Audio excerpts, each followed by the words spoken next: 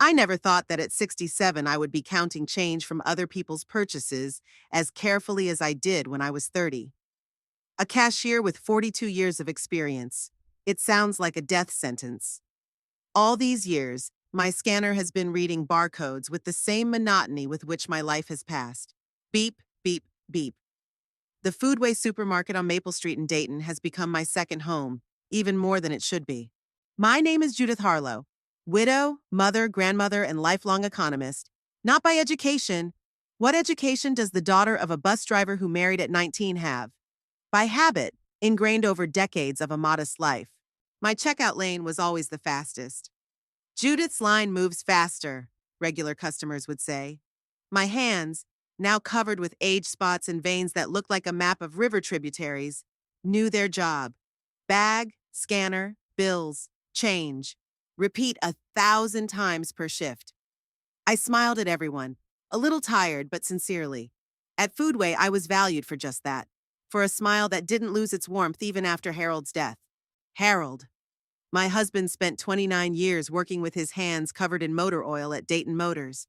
His fingers were never completely clean, and there was always a thin black streak under his fingernails. A mark of quality, he would joke, hugging me in the evenings. 5 years ago, Harold's heart stopped right at work while he was lifting the engine of an old Chevrolet. The doctor said it was instantaneous, without suffering, as if that could comfort me. After his death, all I had left in my life was my job, a small cottage in the country that we had bought back in the 90s, and of course Elliot, our only son. And his family, his wife Tasha and our grandchildren Sylvia, who is now 16, and Noah, who is 14. Dayton had never been a big city, but with each passing year, it seemed to grow larger, increasing the distance between me and my son. Elliot and his family rented an apartment on the other side of town, and every visit turned into a journey with 2 bus transfers. Mom, you know we have work and the kids have school, was Elliot's standard excuse when I called him for the 3rd time that month to ask if he wanted to come over for dinner. I learned not to take it personally, or at least to pretend I didn't. After all, he did work a lot, bouncing from one temporary job to another. For the past 2 years, he had been working as a dispatcher for a logistics company, but the pay left much to be desired. Tasha, his wife, worked in an insurance company office and, by all accounts, earned more than her husband, which she never failed to remind him of. Tasha Bramble. Even her maiden name seemed designed to grate on the ears. She married Elliot when he was still a promising computer specialist. But the startup he worked for went bankrupt, and his career has been on a downward spiral ever since. Tasha, on the other hand, was slowly but surely climbing the career ladder at her insurance company. When she looked at me, I could see her poorly concealed disappointment, as if I were a living reminder of what awaited her in the future. Growing old with a man who had failed to live up to her expectations. The cottage became my refuge after Harold's death. It was a small plot of land, 6 acres, with a crooked little house and old apple trees. Harold built a shed and a gazebo there with his own hands. Every summer we grew tomatoes, cucumbers, and zucchini. Now I did it alone, and in the fall I delivered the harvest in jars to my son and neighbors. Mom, why did you bring more? We still have your jars from last year in the fridge. Elliot smiled sheepishly as he accepted another batch of homemade pickles. The neighbors eat everything, I remarked, trying not to show how much it hurt to hear that. They probably don't have their own gardens, Tasha interjected, passing by with a tablet in her hands. I had always been careful with money. Even when Harold was alive, we saved a little from each paycheck. For a rainy day, he used to say. The rainy day came when he was gone, but I continued to save. Now I had a different goal. The children need help, became my mantra. I saw how hard it was for them to pay the rent, how Tasha rolled her eyes when Sylvia asked for a new phone, how Elliot frowned when he sorted out the utility bills. My frugality was almost pathological. I turned off the lights when I left the room, even if it was only for a minute. I washed clothes by hand to save on electricity. I only went to the store with a list and never allowed myself to make impulse purchases. I bought groceries with yellow price tags, the ones that were discounted because they were about to expire. I had a deposit account at First National Bank that I opened when Harold was still alive. The insurance money paid out after his death was also there. I never touched that money, letting the interest accrue to the general fund. From time to time, I added part of my pension to it if I managed to save some. It was my pride and comfort to know that I had this safety net. My grandchildren grew up hardly knowing me. Sylvia, a beautiful dark-haired girl with expressive eyes so like Harold's, was always polite but distant.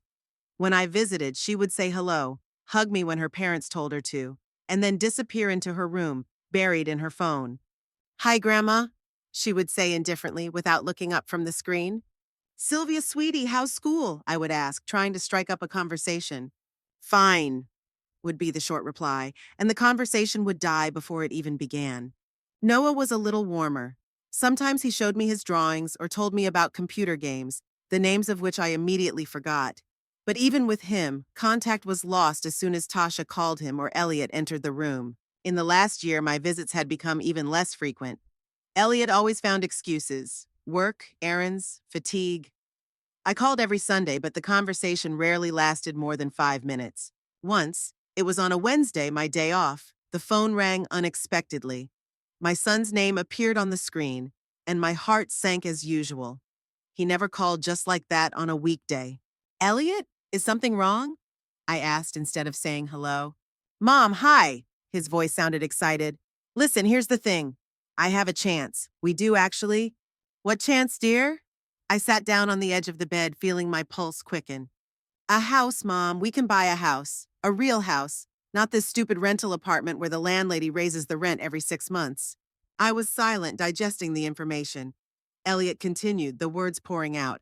"It's in a good neighborhood, close to the kids' school. 3 bedrooms, a backyard, a garage. Tasha fell in love with it at first sight. It's a once-in-a-lifetime opportunity." "That's wonderful, son," I finally said. "But you said you couldn't even save up for a down payment?" I knew their financial situation better than they thought I did. Elliot had never been good at saving, and Tasha loved nice things. "Yes, that's a problem," his voice faltered. "We found a bank that will give us a mortgage with a minimal down payment, but we can't even afford that. And if we don't make the down payment by the end of the month, the house will go to other buyers. There are already people interested." I closed my eyes. This moment had to come. This was why I had saved all these years. This was why I had denied myself everything, worn out old clothes, and saved on heating. "How much do you need?" I asked quietly. Elliot named a figure that took my breath away. It was almost everything I had saved over the years. But wasn't that what all these years of saving were for? Wasn't it to help my only son find a home? "I can help," I said, and there was silence on the line. "Mom, are you serious?" His voice was a mixture of disbelief and hope. "Where did you get that kind of money?" "I saved it," I replied simply. "I saved my whole life for you and your family. And there's the cottage. We can sell it." "The cottage? But you love that cottage." "The cottage is just a piece of land and some walls," I said with a confidence I didn't feel. "Family is more important." There was silence on the line again, and then I heard Elliot calling Tasha, their muffled conversation, excited voices. Then Tasha picked up the phone. "Judith?" Her voice sounded unusually warm. "Is it true? Are you really willing to help?" "Of course, Tasha," I replied. "It's for the children, for the grandchildren, so they can have a real home." "That's so unexpected," she said. "We didn't even know you had savings like that." I heard a reproach in her tone. Why hadn't I helped earlier if I could? But I let it go. "When do you need the money?" I asked practically. "The sooner the better," Elliot said again. "Mom, you have no idea what this means to us. The kids will finally have normal rooms. Tasha will have her own office." He talked, and I thought about how I would finally be able to visit them more often, see my grandchildren, maybe even cook dinner for them when their parents were at work. Maybe there would even be room for me in their new house. A little room somewhere on the ground floor so my old legs wouldn't have to suffer on the stairs. "And you know what's really cool?" Elliot's voice brought me back to reality. "There's a guest house. You can come and stay overnight whenever you want." My heart fluttered with joy. He had thought about me. He had really thought about me. "That would be wonderful, dear," I said, feeling tears welling up in my eyes. "Then it's settled!" Elliot exclaimed. "I'll stop by tomorrow after work to discuss the details. And thank you, Mom. I really mean it." After the call, I sat motionless for a long time. staring out the window at the gray Dayton sky. Behind the glass, the branches of an old maple tree swayed slowly, growing beneath my windows for 2 decades. Everything is right, I told myself. This is how it should be. Parents help their children. I imagined visiting them, my grandchildren running into my room, us cooking Sunday dinners together. Maybe I could even plant a small vegetable garden in the backyard of their new house. Grow fresh vegetables for the whole family.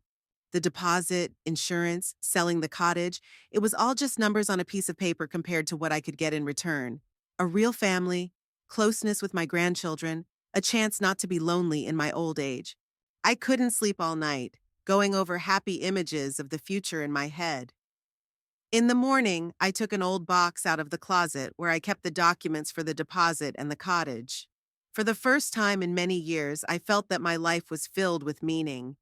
My years and pennies will finally be put to good use, I thought, carefully sorting through the papers that would soon become a home for my family. Melissa and Gerald Paxton had lived next door to our cottage for 15 years. The low, sturdy fence separating our properties had long since become symbolic. We often exchanged crops, seeds, and garden tools. After Harold's death, it was Gerald who helped me repair the leaky roof and reinforce the crooked porch. Judith, are you serious? Melissa looked at me incredulously when I told her I wanted to sell our cottage. But you love this place so much. We were sitting at their round garden table. The sun was shining through the branches of an old apple tree, casting dappled patterns on the tablecloth. I stirred my cooling tea with a spoon, not daring to look up. Elliot needs money for a down payment on a house, I finally said, and the cottage is becoming a burden for me. It was only half true. It was indeed becoming more difficult for me to physically maintain the property, but I had grown very attached to the place. Every corner held memories. This is where Harold built a swing for little Elliot.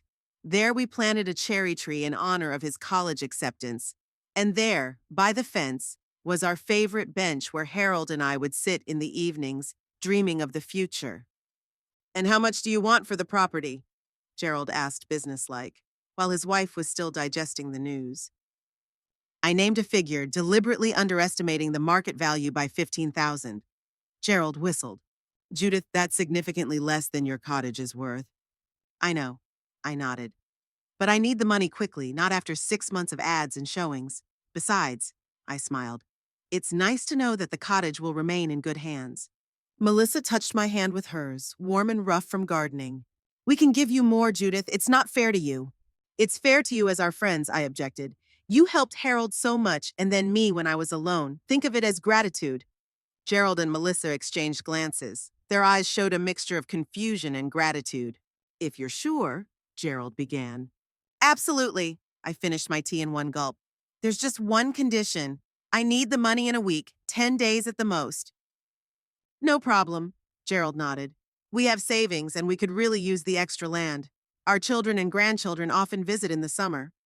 I heard an involuntary twinge in his words about his children and grandchildren. Mine rarely visited, and even then without much enthusiasm. Maybe now, with a new house, everything would change. A week later, we met at a small notary office on Oak Street. The paperwork took less than an hour. Stepping outside with the check in my purse, I felt a strange emptiness inside. Part of my life, my past, had just passed into someone else's hands. Judith, Melissa called after me as we said goodbye. You can always come visit. This neighborhood will be yours too, you know? I nodded, but we both knew I wouldn't come. It would be too painful to see the place I had so many memories of change. Thank you, Melissa. You've been wonderful neighbors. I hugged her, trying to keep my voice from breaking. Gerald shook my hand firmly. If you ever need anything, call us anytime.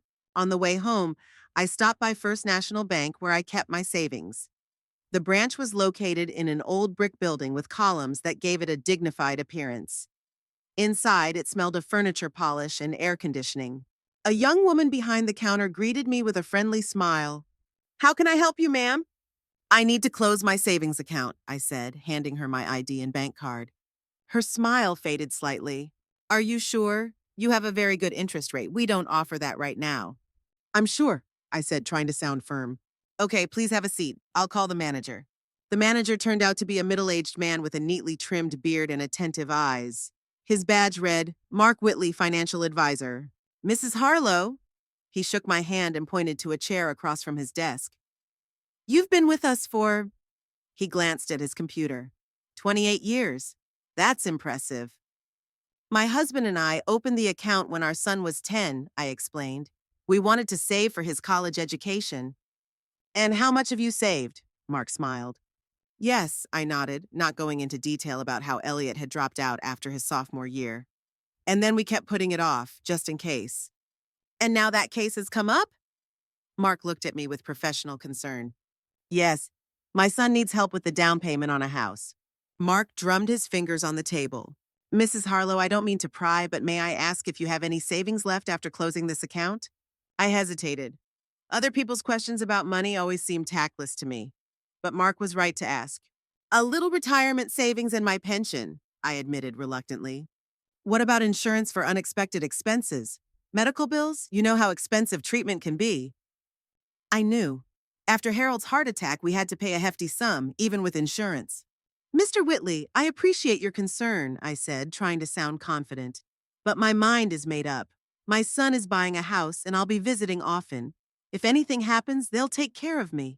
Something like skepticism flashed in Mark's eyes, but he quickly hid it behind a professional smile. Of course, Mrs. Harlow. I'll prepare all the necessary documents. Half an hour later, I left the bank with a check for an amount that had seemed like an impressive safety net that morning, but now was simply a means of fulfilling someone else's dream. But then again, how could my son's dream be someone else's? In the evening, Elliot called. Mom, how's the money coming along? He asked instead of saying hello. Everything's ready, I replied, trying to sound cheerful. I sold the cottage to the Paxtons and closed the deposit account. When are we meeting with the mortgage banker?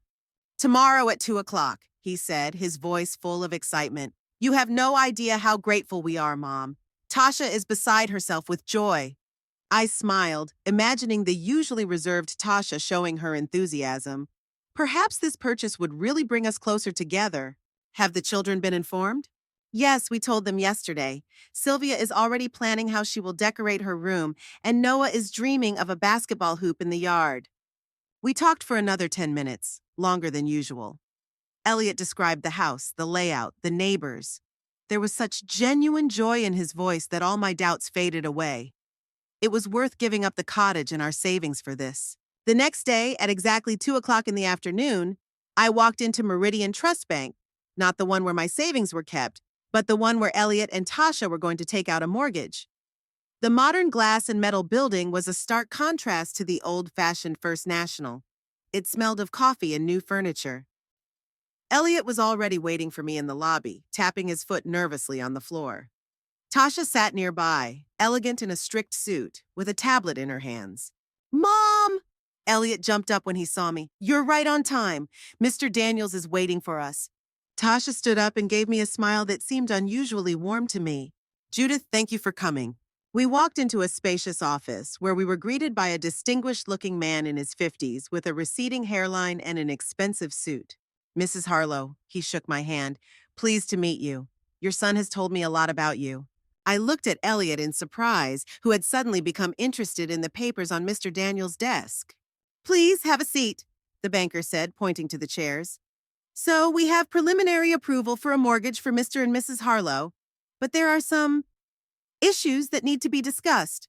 His tone changed, becoming more formal. Tasha tensed while Elliot continued to study the papers. What issues? I asked, feeling a sense of unease growing inside me. Mr. Daniels cleared his throat. You see, when we ran a credit check on Mr. Harlow, we discovered that he has several overdue credit card payments. I looked at Elliot. He finally looked up. That was a long time ago, Mom, when I lost my job at the tech company. I thought I had everything sorted out. Unfortunately, Mr. Daniels continued, these delinquencies have a serious impact on your credit rating. And while the down payment you're willing to make is impressive, the bank cannot approve a mortgage under the terms we discussed earlier. What does that mean? Tasha asked sharply. Are we being turned down? Not exactly, Mr. Daniels paused. There is an option. If you had a co-signer with a good credit history. 3 pairs of eyes stared at me. I felt my mouth go dry. You mean me? I asked, even though the answer was obvious. Mrs. Harlow, you have an excellent credit history. No late payments, stable income for decades. You would be the ideal cosigner. But what does that mean in practice? I tried to speak calmly, though my heart was beating in my throat. It means that you will be just as responsible for the loan as your son and daughter-in-law. If there are any late payments or defaults, the bank will come after you too. Elliot quickly interjected. Mom, it's just a formality. Tasha and I will take full responsibility for all the payments. You won't have to pay a cent. But legally, I began. Legally, yes, you will be responsible, Mr. Daniels confirmed. This is a serious commitment for many years to come. The room fell silent. Tasha looked at me with poorly concealed impatience. Elliot looked at me with hope and pleading. Can I speak to a lawyer? I asked, surprised at my own decisiveness. Mr. Daniels nodded. Of course, we have a bank lawyer who can advise you on all legal matters. 10 minutes later, a woman in her 40s wearing a strict suit entered the office. She introduced herself as Helen Turner, the bank's lawyer. Mrs. Harlow, she said when we were alone in the next office, I understand your concern. Being a cosigner is a serious responsibility. How serious? I asked bluntly. To put it simply, Helen folded her hands on the table. You will be responsible for the entire loan, just like the primary borrowers. If they stop paying, the bank will demand the money from you. If the house has to be sold at a loss, you will also owe the difference. I swallowed hard. What if something happens to Elliot and Tasha? The loan will still have to be paid off. The house will either be transferred to you or sold to pay off the debt. And what risk do you see in this case? Helen paused for a moment, as if weighing how frank she should be. Your son doesn't have the best credit history. That's a fact. His wife is in a better position, but their overall solvency is questionable. I can't say it's a hopeless case, but there are risks. What if it were your mother? I asked quietly. Would you advise her to become a co-signer? Helen lowered her eyes. I can't give personal advice, Mrs. Harlow. I can only state the facts. That was enough. Her silence spoke louder than any words. When we returned to Mr. Daniels' office, Elliot jumped up nervously. Well, is everything all right? I looked at my son, a 30-year-old man who still sometimes seemed to me like the little boy who asked me to blow on his scraped knee. At Tasha, sitting with her back tense and her lips pressed together. At their hopes, their dreams of a home of their own. Yes, I said finally, I agree to be a cosigner. Elliot's shoulders relaxed and Tasha exhaled with relief. Mrs. Harlow, Mr. Daniels handed me a pen and a stack of documents. You'll need to sign here, here, and here. As I flipped through the pages of the contract, Elliot put his arm around my shoulders. Mom, it's just a formality, I promise. Tasha and I will take care of all the payments. You won't even remember signing this in a couple of months. I nodded, trying not to think about Helen's warnings. After all, isn't that what parental love is all about? Believing in your children even when the facts say otherwise? Of course, dear, I smiled at him. I know I can count on you. My hand froze for a moment over the last page of the contract. All those years of saving, selling the cottage, all my savings, and now this signature binding me for the next 15 years. Would I even have another 15 years? Pushing my doubts aside, I signed. Elliot and Tasha signed after me, and Mr. Daniels solemnly shook our hands. Congratulations! Now all that's left is to wait for final approval, and we can move on to the final stage of the deal. When we left the bank, Elliot hugged me tightly. Thank you, Mom. You have no idea what this means to us. I do, I replied quietly. I know exactly what it means. On the way home, I looked out the bus window at Daytona Street passing by and thought about how I had just said goodbye to my past. The cottage, the savings, the financial independence, all of that was behind me now. Ahead lay an uncertain future tied to a signature on a piece of paper, and the belief that my son would not let me down. It's just a formality, I repeated Elliot's words to myself, trying not to remember how often his promises had gone unfulfilled in the past. The apartment on Briarwood Avenue seemed like a mockery of all my previous homes. A cramped one-room apartment in the basement of a building that had seen better days during the Reagan presidency. The walls were peeling, the linoleum in the kitchen was worn, and there was mold in the corner of the bathroom, which the previous tenant had apparently come to accept as a neighbor. And that perpetual dampness, not just humidity, but the musty dampness of old buildings where the windows hadn't been opened in a long time. The realtor, a heavy-set man who smelled of aftershave, glanced nervously at his watch while I looked around my new home. "It's temporary," I said more to myself than to him, "until my son and his family settle into their new house." Of course, of course. He nodded without much interest. The neighborhood, isn't the most prestigious, but the price is right. Public transportation is 2 blocks away. I signed a 6-month lease. That was exactly how long I figured it would take Elliot and Tasha to get settled. And then, who knows, maybe they would invite me to move in with them. I couldn't get the guest house Elliot had mentioned out of my head. I spent 3 days cleaning the apartment, scrubbing away other people's dirt, and trying to get rid of the musty smell. I brought my things, surprisingly little after 40 years of living. I arranged the photos on the dresser. Harold in his youth, Elliot graduating from high school, little Sylvia and Noah on the merry-go-round. Our family history condensed into a few snapshots.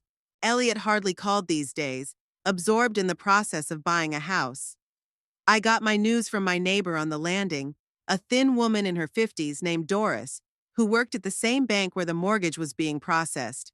She wasn't directly involved in the deal, but she had heard bits and pieces about the Harlow family buying that cute house on Willow Creek. "Your son is lucky," she said, bumping into me at the mailboxes. "It's a great neighborhood, close to the new school. Prices are only going up." I nodded, feeling a strange mixture of pride and bitterness. Bitterness that I had ended up on the outskirts, in a neighborhood that Doris delicately referred to as transitional. Finally, Elliot called. "Mom, it worked! The bank gave final approval. We're signing the deed in a week." His voice rang with excitement, and I couldn't help but share his joy. "That's wonderful, son! Have you started packing yet?" "Yes, Tasha is going crazy, making lists of things to buy. You know how women are," he smiled. "What do the kids say?" "Oh, Sylvia has already ordered some posters for her room, and Noah is begging for a game console, saying he absolutely needs a new one in the new house." He laughed. I paused, waiting for him to ask how I was doing, but he didn't. "Elliot," I began cautiously, "I was thinking maybe I could help with the move or getting settled." "Oh, don't worry, Mom. We've got everything under control. Besides, Tasha hired a moving crew and a cleaning service. She wants everything to be perfect from day one." "I see." I swallowed my disappointment. "And when are you planning the housewarming party?" There was a short pause on the line. "I think a couple of weeks after we move in. We need to settle in a bit first. I'll let you know, okay?" "Of course, dear." We said goodbye, and I sat there with the phone in my hand, staring at the wall with a crack that looked like a winding river on a map. "I'll let you know." For some reason, that phrase echoed inside me with a vague sense of unease. That same day, I went to the Meridian Mall. I wanted to buy a housewarming gift, something special that would show how happy I was for them and symbolize their new beginning. Wandering between the shelves of dishes and kitchen utensils, I remembered how often Tasha complained about her old kitchen appliances.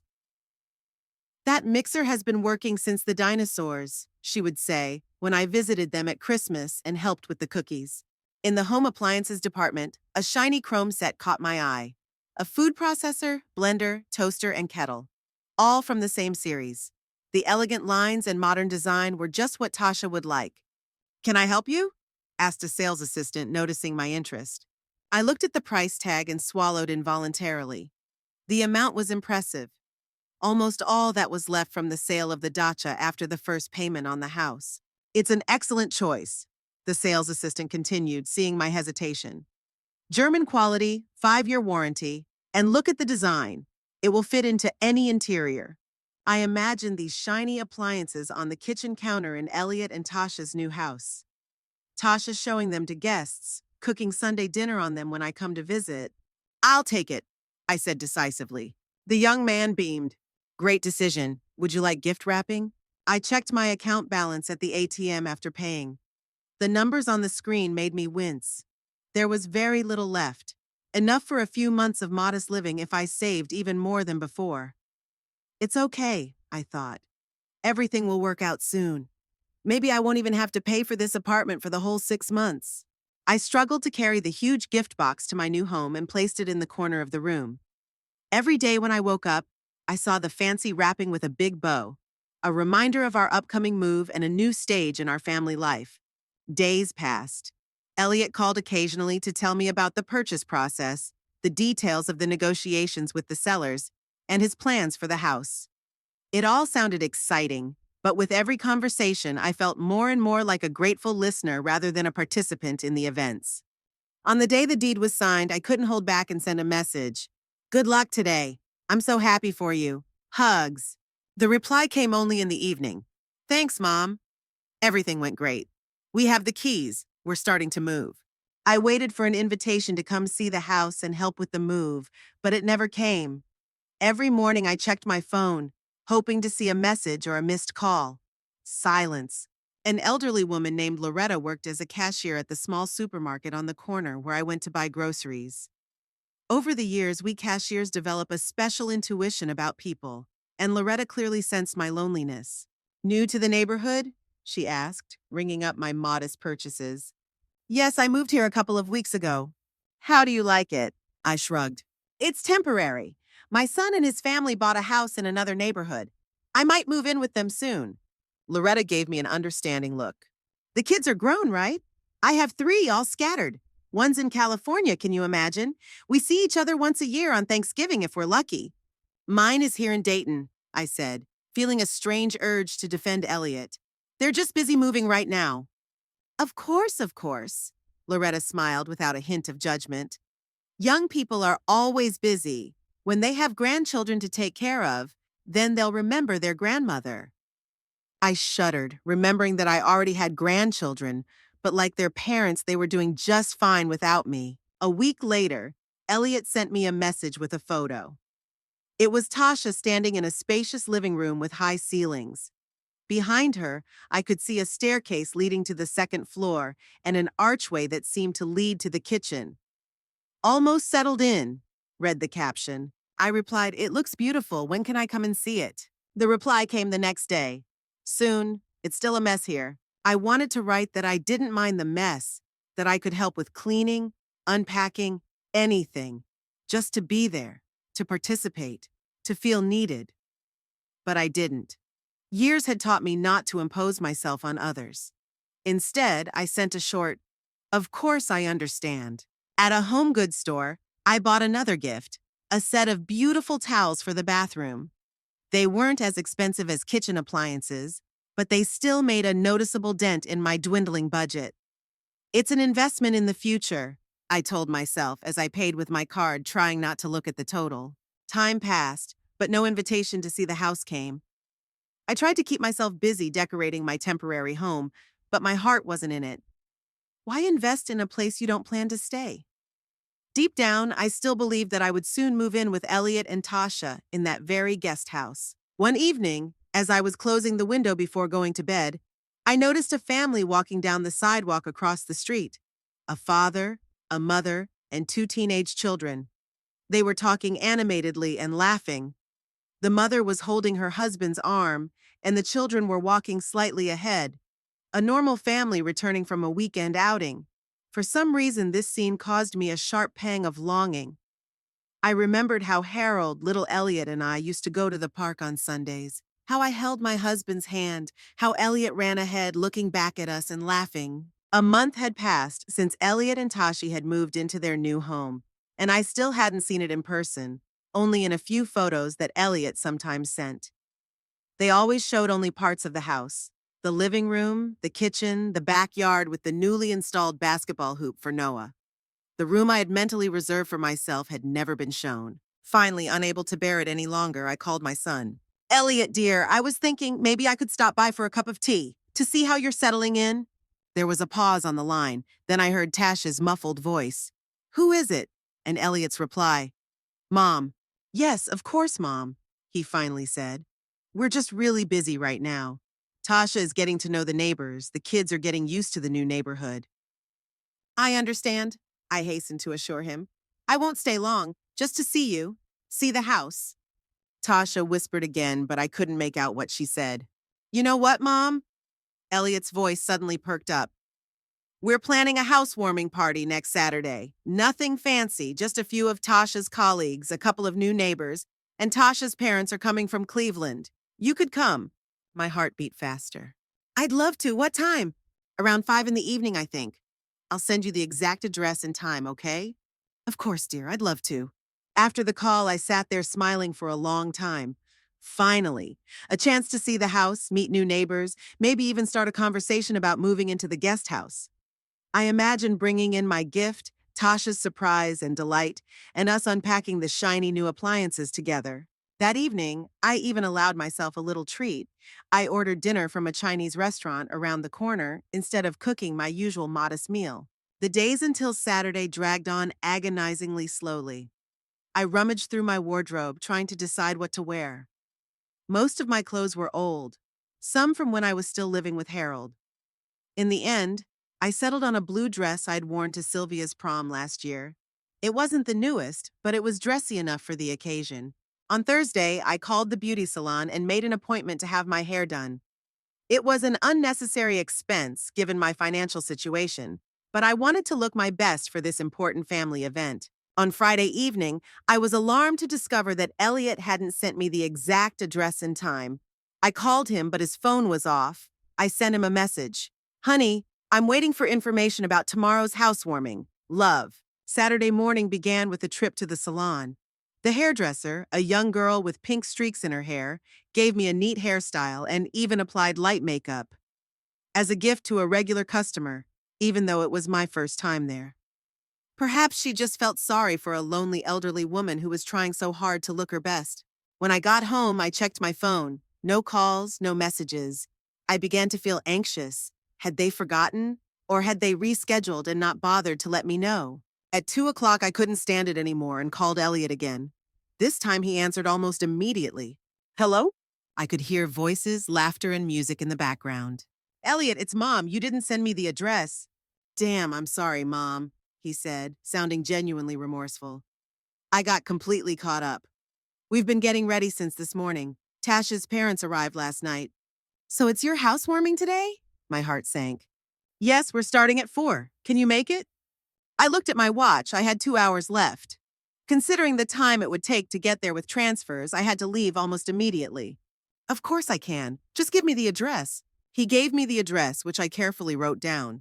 Then he added, And Mom, can you take a taxi? The buses are infrequent, especially on weekends. Yes, of course, I lied. A taxi to Willow Creek would cost a fortune, which I didn't have. Great, see you then. I got ready in a hurry.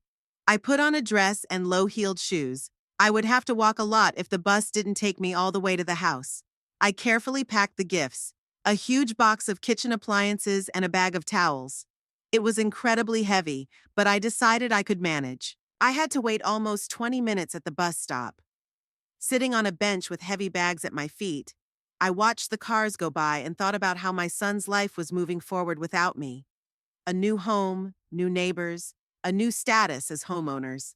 And I was still on the sidelines, always playing catch-up, always running late. When the bus finally arrived, I struggled to drag my bags onto it, prompting a grumble from the driver. At the first transfer, I had to wait even longer, and I started to get nervous, realizing that I might be late. I imagined walking into the middle of a party, all eyes on me, an old woman with huge, awkward bags. But the only thing worse than being late was the thought of not going at all. This might have been my only chance to see the house, meet Elliot and Tashi's new friends, and remind my grandchildren of me.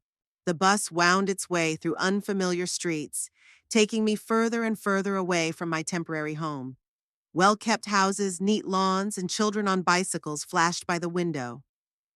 This is where my grandchildren will grow up, I thought, and the thought filled me with both joy and sadness.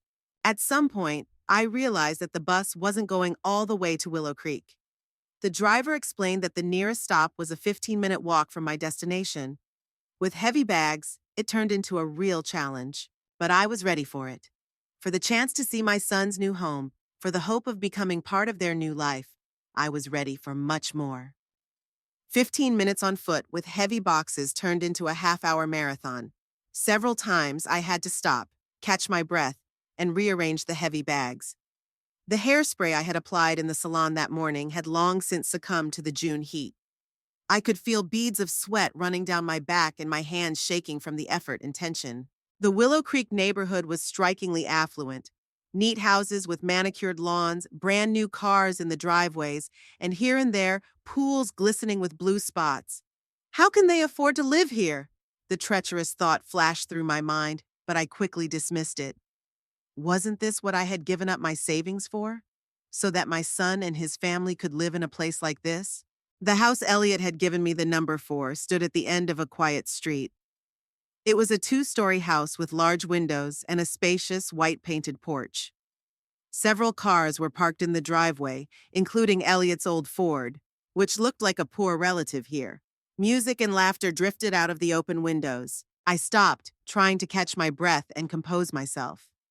I took a small mirror out of my purse. My face was flushed, and my mascara was slightly smudged under my eyes. Awkwardly trying not to drop the heavy bags, I dabbed my face with a napkin, smoothed my hair, and straightened my dress. It's okay, I told myself. I'm a grandmother. No one expects me to look like a model. With my heart pounding, I climbed the steps to the porch and rang the doorbell. Through the decorative glass of the doorway, I could see silhouettes of people and hear voices and laughter. Tasha opened the door. In an elegant light blue dress, with perfect hair and makeup, she looked like an illustration from a home decor magazine. For a moment, an expression flashed across her face that I couldn't quite read. Surprise? Annoyance? But it was quickly replaced by a forced smile. Judith, she nodded, making no attempt to help me with the heavy bags. You made it.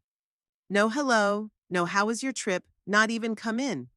Just a statement of fact that I had managed to travel from my apartment to their new home. Hello, Tasha. I tried to smile as warmly as possible. What a wonderful house, and how beautifully you've decorated everything. The hallway really did look immaculate. Light-colored walls with paintings in thin frames, a vase of flowers on the table by the mirror, and parquet flooring polished to a shine. Thank you. Tanya still stood in the doorway, not inviting me in. Did you bring something? She looked at my bulky bags with a slight expression of disgust, as if I had brought a bag of trash instead of carefully selected gifts. Yes, it's for your housewarming. I tried to hand her the box, but it was too heavy for such a maneuver. Maybe you can help me carry it in? Tasha reluctantly stepped aside, allowing me to enter the hallway. I put the bags down on the floor with relief, feeling my arms go numb. What's that? She asked without much enthusiasm. A set of kitchen appliances, I announced proudly. The set you mentioned at Christmas, and some towels for the bathroom. I hope the color matches your decor. Tasha looked at the boxes with an expression that could be interpreted as polite interest, if one tried very hard. Oh, thank you. We already bought appliances for the kitchen, but that's very kind of you. My heart sank. All those savings, all that spending. Well, it never hurts to have a spare set, I muttered uncertainly. At that moment, Elliot appeared from the depths of the house. Unlike his wife, he seemed genuinely happy to see me. Mom! He quickly came over and hugged me. You made it! Sorry I didn't meet you. We've been a little busy. He glanced over his shoulder and I noticed that quite a few people had gathered in the living room. Men in light-colored shirts, women in summer dresses, all with glasses in their hands. It's all right, dear. I patted him on the shoulder.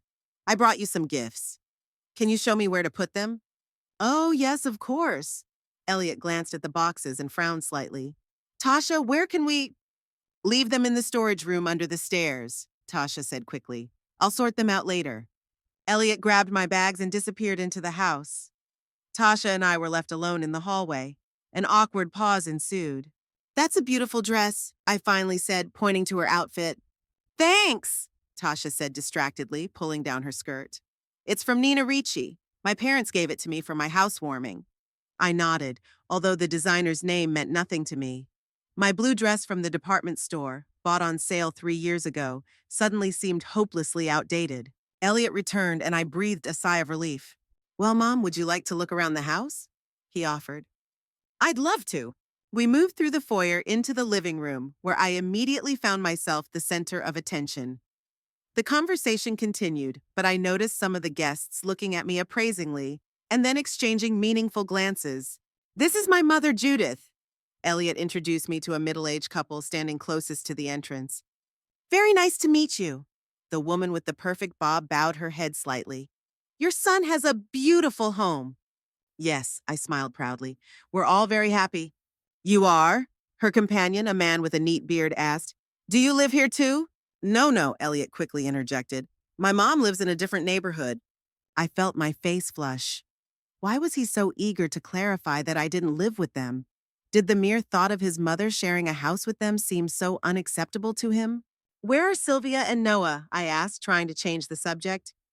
They're upstairs in their rooms, Elliot replied, with their friends. You know how teenagers are? They have their own world. I nodded, hiding my disappointment. I wanted so much to see my grandchildren, to hug them, to ask them about their new school and their new friends. Elliot showed me around the first floor, pointing out the spacious living room with a fireplace, the dining room with an antique sideboard. That's from Tash's parents. And finally, the kitchen.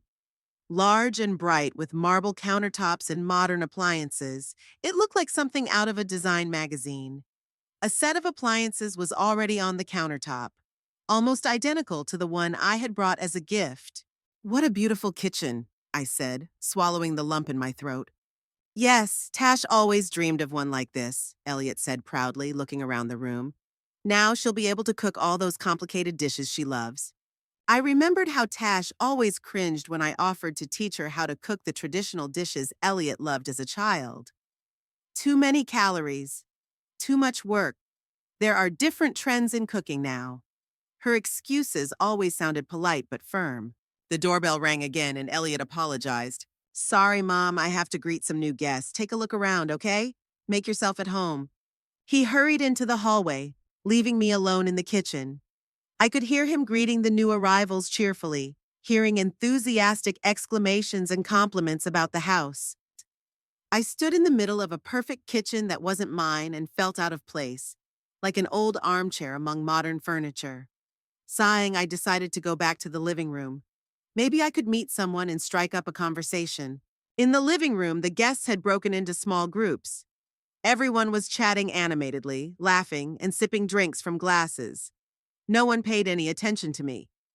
I noticed a table with appetizers and glasses of champagne, but didn't dare to approach it.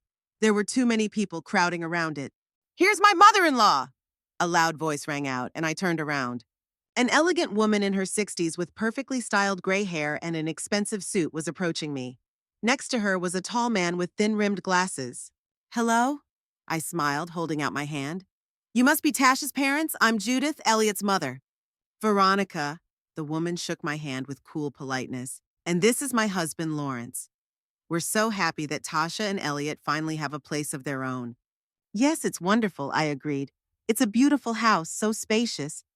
And in a good neighborhood, added Lawrence. The schools are better for the kids, and the community is more suitable. I detected a certain undertone in his words, but I didn't bother to ask what he meant. Tasha said you helped with the down payment? Veronica looked at me with mild curiosity. That's so touching. I sold my cottage, I explained. It was my husband's and mine, but after he died. Anyway, I'm glad I could help the kids. Oh, you're a widow, Veronica nodded sympathetically. How long has it been? 5 years. It must be hard being alone? Her voice sounded more curious than sympathetic. I'm managing, I said, trying to smile. Work helps. What do you do? Lawrence asked, and I noticed Veronica nudge him gently with her elbow. I'm a cashier at Foodway, I replied with dignity. Almost 43 years. Oh, Veronica and Lawrence exchanged glances. That's impressive. At that moment, Tasha approached us. Her face betrayed her ill-concealed anxiety. Mom, Dad, I see you've met Judith, she said, standing between us as if creating a barrier. We need to discuss the menu for next Sunday's dinner. Excuse us, Judith. She almost dragged my parents away, leaving me alone again among strangers. I felt like I was suffocating. I needed a breath of fresh air, a moment of peace away from these judgmental glances and fake smiles. I headed for the exit to the backyard, which I had seen during the brief tour. Stepping out onto the patio, I took a deep breath. It was quieter here, although several guests stood in small groups chatting quietly. The backyard was as immaculate as the house. A neatly trimmed lawn, flower beds, a patio with wicker furniture. In the far corner, I could see the basketball hoop Elliot had mentioned. Judith? I heard Tasha's voice and turned around. She stood in the doorway with her arms crossed over her chest. Her face was determined, as if she was about to do something unpleasant but necessary. Can I talk to you? She asked, pointing to a secluded corner of the patio away from the other guests. Of course, I followed her, feeling a sense of unease growing inside me. We stopped at the railing. Tash looked around to make sure no one could hear us, then turned to me. Judith, I appreciate you coming and bringing gifts. But you see, she paused, searching for the right words. Today is a very important day for us. My colleagues from work are here, neighbors with whom we want to build good relationships, people of a certain circle. I looked at her blankly. What was she trying to say? And I finally asked. Tasha sighed as if talking to a slow child. I just think you might feel uncomfortable among them. You're not used to such events. Besides, you must be tired after the long journey. She spoke politely, even with feigned concern, but the true meaning of her words was crystal clear. I didn't fit into their new life, into their new circle of friends. I was a stain on the perfect picture they were trying to paint.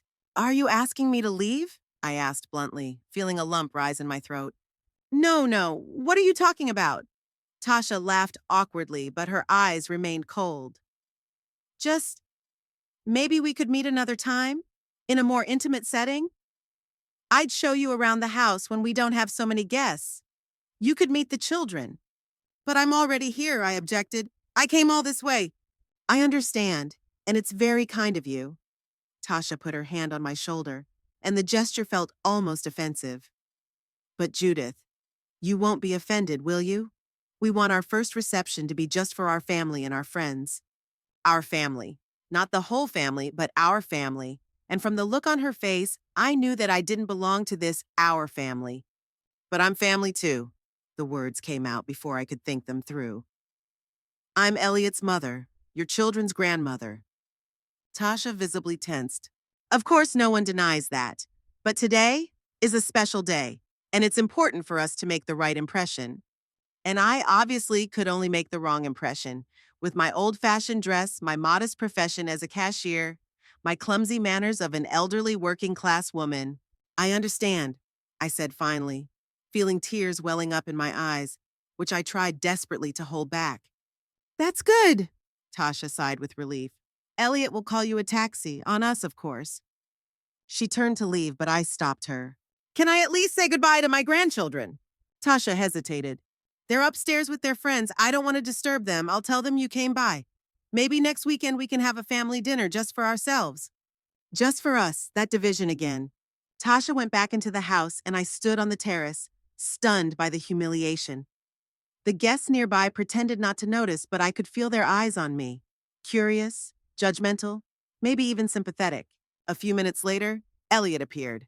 I could tell from his face that Tasha had told him everything and that he didn't object to her decision. Mom, he said, approaching me with a guilty look on his face. Tasha said you were tired and wanted to go home. I called a taxi. It'll be here in 10 minutes. Elliot, I began, but he interrupted me. I'm sorry it turned out this way. We are really grateful for the gifts and for everything you've done for us. It's just that today isn't the best day for long visits. I looked at my son, the boy I had raised, whom I had read bedtime stories to, whose skinned knees I had kissed, whose school uniform I had ironed every morning, and I didn't recognize him. This grown man standing in front of me was a stranger, ready to throw his own mother out the door so as not to embarrass his guests. I understand, was all I could say. Elliot led me through a side door, past the living room full of people. It was as if I was being secretly taken out of the house so that no one would notice. In the hallway, he picked up my purse, which I had left on the table by the door. Your gifts, he began. Keep them, I tried to smile. Spare equipment never hurts, as I already said. We stepped out onto the porch. The evening sun painted the sky a soft pink. The street was quiet, except for the distant barking of a dog. The taxi should be here any minute, Elliot said, glancing nervously at the road. We stood there in silence. I stood there empty-handed without the heavy bags I had carried across town, but with a heaviness in my heart that felt like it could crush me. You know, I finally said, when your father died, I thought it was the worst thing that could ever happen. But there are things worse than that. Elliot grimaced. Mom, don't be dramatic. It's just a party. We'll definitely see each other next week. I'll pick you up. We'll have lunch together. He was saying the same words he always said, the same promises that were never kept. Of course, dear, I patted his hand. Be sure to stop by. A taxi pulled up to the driveway. Elliot waved to the driver with relief. "Here's your car." He hugged me awkwardly. "Don't be mad, okay?" "You know how much Tasha likes everything to be perfect." I nodded, not trusting my voice. Elliot opened the taxi door and I got into the back seat. "Bye, Mom," he waved, already closing the door. "I'll call you during the week." The taxi pulled away, and I watched my son's figure grow smaller and smaller until he was a tiny dot at the end of the street. Then he disappeared around the corner. I gave the driver my address and leaned back in my seat, finally allowing my tears to flow freely. The elderly taxi driver delicately pretended not to notice, turning up the radio. The road back seemed endless. Streets, houses, and people living their lives flashed by outside the window, unaware of the small tragedy unfolding in the heart of an old woman in the back seat of a taxi. When we pulled up to my house, I paid the taxi driver, leaving him a generous tip, the last extravagance I could afford. "Everything will be all right, ma'am," he said, noticing my state. "Whatever happens, time heals all wounds." I nodded gratefully, unable to explain that sometimes time only deepens wounds, especially those inflicted by those closest to us. My apartment greeted me with silence and a musty smell that seemed to have grown stronger during the day I was away. I kicked off my shoes, which had rubbed my feet raw, and walked into the room. My gaze fell on the dresser where the family photo stood. Elliot, a graduate, smiling, full of hopes and plans. Sylvia and Noah on a carousel, their children's faces glowing with joy. Harold in his work clothes, with the usual dirt under his fingernails and his usual smile. My family. The family that today made it clear to me that I am no longer a part of it. I walked over to the closet where I kept my documents. Among them was a thick folder with copies of all the papers related to the purchase of the house. I took it out and sat down at the kitchen table, turning on the desk lamp. The mortgage agreement was a voluminous document full of legal terms in small print. I began to reread it, remembering every word, every phrase spoken that day at the bank. The co-borrower is jointly and severally liable. In the event of non-payment, the bank has the right. Any of the co-borrowers may demand. I read and reread these lines until the letters began to blur before my eyes, either from fatigue or from new tears. "It's just a formality," Elliot said at the time. But in the adult world, nothing is just. Every signature matters. Every commitment carries weight. It was getting dark outside. The only source of light in the apartment was a table lamp casting a yellow circle on the documents spread out in front of me. In that circle of light, I saw not only legal wording, but also my future. A lonely one, on the sidelines of my own children's and grandchildren's lives. But amid all the pain and humiliation, something else began to stir inside me, something I hadn't felt in a very long time. Dignity, pride, and yes, perhaps even anger. I signed the agreement, I sold the cottage and gave away all my savings. I became a co-signer on a loan that I will be paying off for the rest of my life. And today I was kicked out of the house that I helped buy, left on the doorstep like a useless thing that was getting in the way of making the right impression. I looked again at the document, at my signature next to Elliot's and Tashi's. My eyes cleared a little. For the first time in a long time, I saw the situation with crystal clarity. It was my house too. Not just legally, but in essence. Bought with my money, secured by my name and my credit history. And if they thought they could just write me out of their new perfect life, maybe they should have read the fine print more carefully. I spent midnight poring over the documents, reading every line, every comma of the mortgage agreement. The legal language seemed foreign to me, but one thing I understood clearly. My signature was next to Elliot's and Tashi's. I wasn't just a generous old woman who had given away her savings. I was a full participant in the transaction, a co-borrower, with all the rights and obligations that entailed. In the morning, as soon as it was a reasonable hour, I called Meridian Trust Bank and asked if I could speak to Helen Turner, the lawyer who had warned me about the risks. The secretary informed me that Ms. Turner no longer worked at the bank. She had moved into private practice. Fortunately, they gave me her contact information, explaining that the bank had no objection to former clients consulting with their former lawyers. I wrote down Helen's phone number but didn't dare call right away. Her services were probably expensive and my financial situation was dire. Instead, I went to work at my foodway on Maple Street where I had a shift from 10 a.m. to 6 p.m. The familiar rhythm of work, Scanning items, taking payments, ringing up purchases was calming.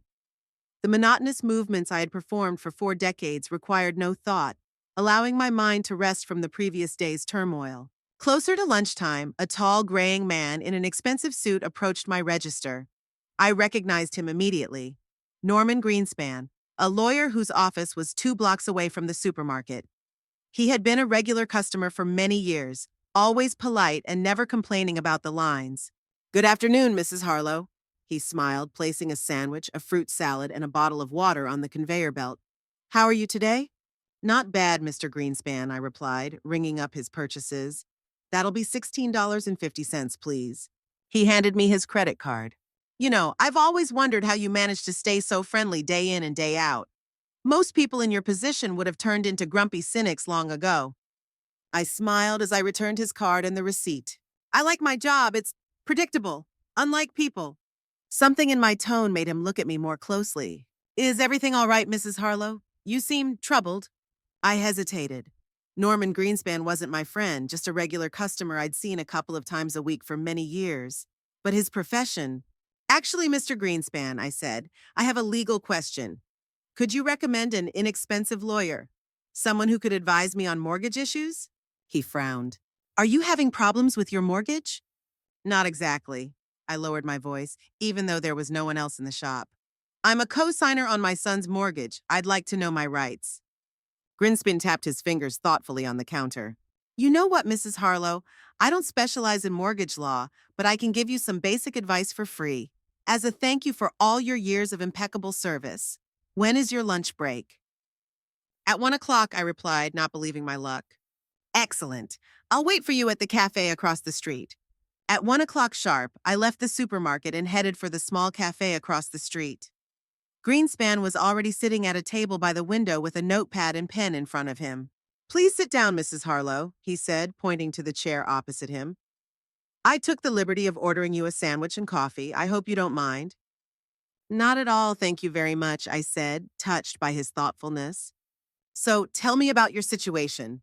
Greenspan opened his notebook and prepared to take notes. I began my story about my savings, the sale of the cottage, how I became a co-signer. With each word, I felt lighter, as if the weight pressing down on my heart was gradually lifting.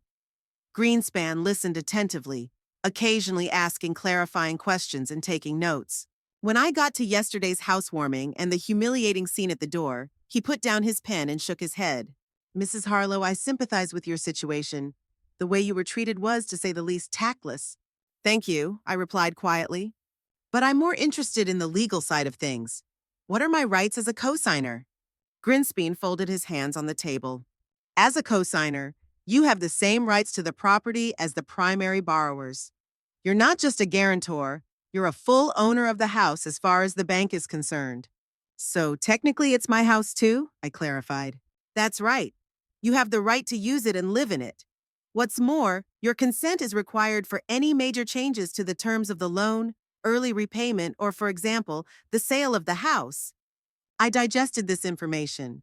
The thought that I could simply assert my rights and demand a place in that house was both frightening and strangely comforting. "What if I want to get out of this contract?" I asked. "Remove myself as a co-signer?" Greenspan shook his head. "That's complicated. In fact, you can't unilaterally withdraw from the agreement.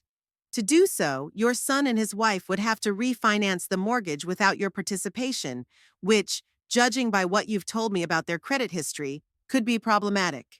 Or they would have to sell the house and pay off the loan." "I see," I nodded. "And if they stop paying, will I be responsible for the entire loan?" "Unfortunately, yes. The bank can demand the full amount of the debt from any of the co-signers." I sighed. That was exactly what I was afraid of.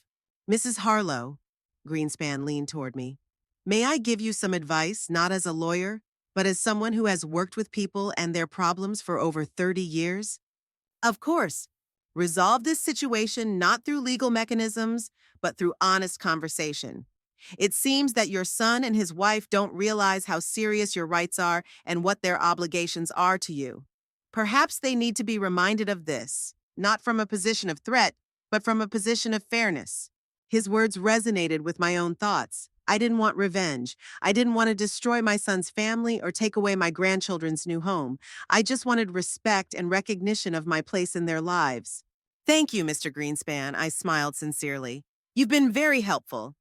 You're welcome. He closed his notebook. And if you need more specific legal assistance, please don't hesitate to contact me.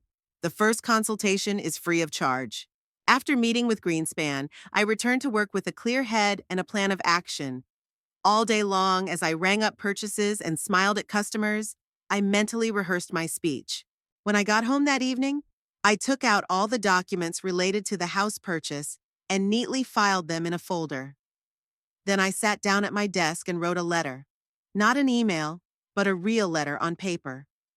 In it, I expressed my feelings, my expectations, and my rights. No accusations, no anger, just facts and emotions, honest and open. I didn't call Elliot for 3 days. He didn't call me either, which wasn't surprising. After every awkward incident, he usually waited a week or two, hoping that everything would blow over. But this time, I wasn't going to let the situation blow over. This time, I was going to take the initiative. On the 4th day after moving in, on Wednesday, I took the day off work. I put on a formal suit that I usually saved for special occasions, did my hair neatly, and even applied light makeup. I put a folder with documents and a letter I had written in my bag. The trip to Willow Creek seemed shorter this time. Maybe it was because I was traveling during the day when the buses ran more frequently. Or maybe it was because I was now moving with a purpose rather than in a fog of hopes and illusions. I got off at the stop and walked to Elliot's house. Only his Ford was in the driveway. Tasha must have been at work. That was for the best. I wanted to talk to my son alone first. I rang the doorbell and waited. A minute later, the door opened and Elliot appeared on the threshold, wearing sweatpants and a t-shirt, his hair tousled. He had obviously been working from home. Mom? His face was a mixture of surprise and slight alarm. What are you? Hello, Elliot, I smiled calmly. Can we talk? He hesitated for a moment, but then stepped aside. Yes, of course, come in. I crossed the threshold of the house I had helped buy. And this time, I felt not reverence, but determination. Elliot led me into the living room. Spacious, bright, with expensive furniture and designer details that Tasha had undoubtedly chosen. Have a seat, he said, pointing to the sofa. Would you like some tea or coffee? No, thank you, I said, sitting down and placing my bag next to me. I won't stay long. Elliot sat down in the armchair opposite me, clearly nervous. Mom, if this is about the housewarming, I wanted to call and apologize. It was just awkward and I didn't know what to say. I'm not here for apologies, Elliot, I said, my voice steady and calm. I'm here to clear up a few things. I opened my bag and took out a folder with documents, placing it on the coffee table between us. Do you remember these papers? I asked. Elliot glanced at the folder. Mortgage documents? Yes, the documents I signed as a co-signer. I opened the folder and pointed to the page with our signatures. Right here next to yours and Tash's. Elliot shifted in his chair. Yes, I remember. It was just a formality, like we said. The bank required a co-signer with a good credit history. It's not just a formality, Elliot. I shook my head. It's a legal document that makes me as much the owner of this house as you and Tasha are. His face changed. Now it showed concern. What do you mean? I consulted with a lawyer, I said. As a co-signer, I have the right to live in this house and use it. My signature is required for any serious decisions related to this property. Mom, Elliot smiled nervously. You're not going to… No. I raised my hand, stopping him. I'm not going to demand a room in your house or interfere in your life. That's not why I came. I took the envelope with the letter out of my bag. I came to talk, to really talk, about family, about respect, and about how we feel about each other. Elliot took the envelope with obvious relief mixed with confusion. Of course, Mom, I'm listening. Do you know how I felt when Tasha asked me to leave your housewarming party? I asked quietly. It wasn't just hurt. I felt like I had ceased to exist as a person, that I was just a means to an end, my money, my signature, my credit history, but not me. Elliot lowered his eyes. Mom, that's not true. Tasha was just worried about the new neighbors, her co-workers. I understand her desire to make a good impression, I nodded. But think about it for a minute. What kind of impression is it if it's based on denying your family? What kind of people would be attracted to such insincerity? It was just an unfortunate day, Elliot objected. We planned to invite you over later when things were calmer. Elliot, I looked him straight in the eye. I don't believe these promises. How many times have you said you'd stop by, call, invite us over? And how many times did that actually happen? He was silent, unable to find any arguments. I didn't come here to argue or blame you, I continued more softly. I came to tell you that I deserve better. I'm your mother. I raised you, loved you, supported you. And now, with only a few years left, I don't want to spend them feeling like a burden or a hindrance. I pointed to the documents. I could exercise my legal rights. I could demand a place in this house. Or I could force you to refinance the mortgage without me, which, as we both know, would be difficult for you. Elliot tensed. And what are you going to do? None of that. I shook my head. I want you and Tasha to understand one simple thing. I didn't just give you money. I tied my fate to yours. If you stop paying the mortgage, I'll pay it for the rest of my life. I paused, giving him time to process my words. And in return, I ask only one thing: respect. Not formal invitations to dinner every 6 months. Not condescending promises to stop by. Real respect and a place in your life and in the lives of my grandchildren. Elliot was silent for a long time, staring at the documents on the table. Finally, he looked up. His eyes filled with confusion, and it seemed a glimmer of realization. I didn't think about it that way, Mom. I really didn't. I know, I said softly. That's why I came to talk to you. Read my letter, think about it, talk to Tasha, and then decide how you want our relationship to be. I stood up, signaling that the conversation was over. Elliot also got up. Are you leaving already? Why don't you stay for tea? The kids will be home from school soon. They'll be happy to see you. For the first time in a long time, his voice sounded genuinely interested. Another time, I smiled. I've said everything I wanted to say today. Now it's your turn. He walked me to the door. At the threshold, I turned around. You know, Elliot, I've always wanted the best for you, and I still do. But the best isn't just a big house in a nice neighborhood. It's also the ability to see the value in the people who love you, regardless of their status or bank account. Elliot suddenly hugged me, tightly, like he did when we were kids. I understand, Mom, I really do. I returned his embrace, feeling warmth spread through my chest. Maybe all was not lost. I'll call you, he said, letting go of me. I promise, and this time I'll keep my promise. I nodded, not saying the obvious. We'll see. On the bus ride home, I looked out the window at the city passing by and wondered what would happen next. Would Elliot keep his promise? Would Tasha change her attitude once she learned about my legal rights? Would my grandchildren become closer to me if their parents reconsidered their values? I didn't know the answers to these questions. But for the first time in a long time, I didn't feel helpless and resentful, but calmly confident in my right to a dignified place in my own family. My signature on the documents was not just a line of ink on paper. It was a symbol of my role in their lives, a role that I would no longer allow to be ignored or devalued. Perhaps we had a long and difficult road ahead of us to reach mutual understanding. Perhaps not all the resentment could be forgotten, and not all the walls could be torn down at once. But the first step had been taken. I finally said what I should have said long ago. And most importantly, I was heard. Time will tell. I didn't have much time left, but I intended to live it with dignity, surrounded by people who understood my value not only as a wallet or a signature on a document, but as a person, a mother, a grandmother. My stop. I got up from my seat and headed for the exit. A new day lay ahead and perhaps a new beginning.